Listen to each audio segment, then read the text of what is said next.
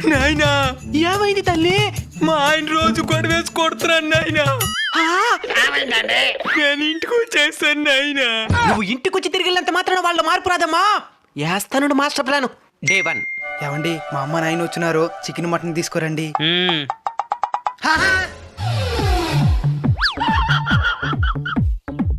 Day 2.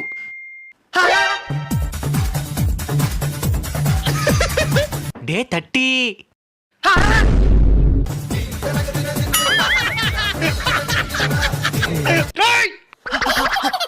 ఇంకెప్పుడు పోతారా మీ ఇంటికా?